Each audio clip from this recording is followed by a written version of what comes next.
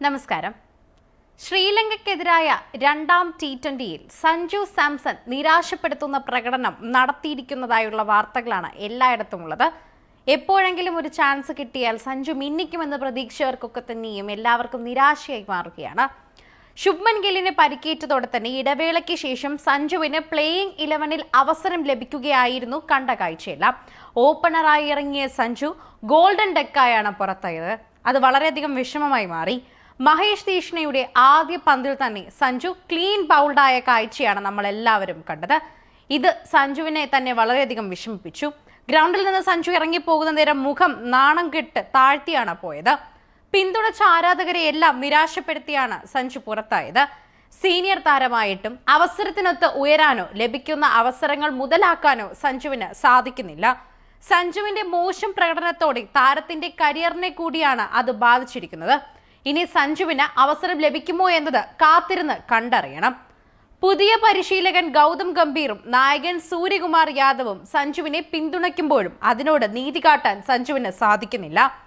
സഞ്ജുവിനെ സംബന്ധിച്ച് മറ്റൊരു വലിയ നാണക്കേട് കൂടിയുണ്ട്. രാജസ്ഥാൻ റോയൽസിൽ സഞ്ജു സാംസണിന് കീഴിൽ വളർന്ന താരങ്ങളാണ് യശസ്വി ജയ്സ്വാളും റിയാൻ പരാഗും. രണ്ടുപേരും സഞ്ജുവിനൊപ്പം ശ്രീലങ്കൻ T20 പരമ്പരയിൽ കളിക്കുന്നുണ്ട്. ഓപ്പണറായ ജയ്സ്വാൾ 2 മത്സരത്തിലും വെടിക്കെട്ട് പ്രകടനമാണ് നടത്തിയത്. സമ്മർദ്ദ സാഹചര്യത്തിൽ പോലും വെടിക്കെട്ട് പ്രകടനം നടത്തി കയ്യടി നേടാൻ ജയ്സ്വാളിന് സാധിക്കുന്നുണ്ട്. ആദ്യ മത്സരത്തിൽ 21 പന്തിൽ 5 ഫോറും 2 സിക്സറും അടക്കം 40 റൺസാണ് ജയ്സ്വാൾ നേടിയത്. രണ്ടാം T20യിൽ 15 പന്തിൽ 30 റൺസുമായി ഇന്ത്യയുടെ ജയത്തിൽ നിർണായക പങ്കുവഹിക്കാൻ ജയ്സ്വാളിനായി. 3 ഫോറും 2 സിക്സുമാണ് താരം പറത്തിയത്. ആദ്യ T20യിൽ റിയാൻ പരാഗ് വെറും 7 പന്തിൽ 3 വിക്കറ്റുകൾ വീഴ്ത്തിയാണ് തിളങ്ങിയത്. രണ്ടാം T20യിൽ ബാറ്റിംഗിൽ അവസരം ലഭിച്ചില്ലെങ്കിലും 4 ഓവറിൽ പന്തെറിഞ്ഞ് 30 റൺസ് മാത്രമാണ് വിട്ടുകൊടുത്തത്. സഞ്ജുവിന്റെ 2 ശിഷ്യന്മാരും ലഭിക്കുന്ന അവസരങ്ങളിൽ കയ്യടി നേടുന്ന പ്രകടനമാണ് കാഴ്ചവെക്കുന്നത്.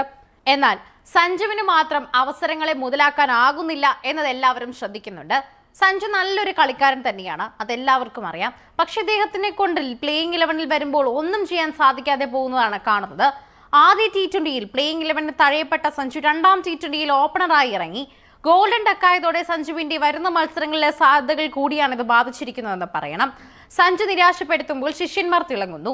ഈ സാഹചര്യത്തിൽ സഞ്ജു രാജസ്ഥാൻ റോയൽസ് നായക സ്ഥാനം ഒഴിയണമെന്ന് പോലും ഒരു വിഭാഗം ആരാധകർ പറയുന്നുണ്ട്. മാതൃക കാട്ടാൻ സഞ്ജുവിന് സാധിക്കുന്നില്ല എന്നും ഈ സാഹചര്യത്തിൽ സഞ്ജു രാജസ്ഥാന്റെ നായകസ്ഥാനം ഒഴിയുന്നതാണ് മാതൃകാപരമെന്ന് എതിരാളികൾ തന്നെ ട്രോളുന്നു. എന്തായാലും സഞ്ജുവിന്റെ ആരാധകരെയെല്ലാം ഒരുപോലെ നിരാശപ്പെടുത്തിയാണ് അദ്ദേഹം രണ്ടാം T20യിൽ പുറത്തായിരിക്കുന്നത്. ദക്ഷിണാഫ്രിക്കയിൽ സെഞ്ചുറി പ്രകടനമടക്കം നടത്തിയിട്ടും സഞ്ജു ഏകദിനത്തിൽ പരമ്പരയ്ക്കുള്ള ടീമിൽ നിന്ന് തഴയപ്പെട്ടിരിക്കുകയാണ്.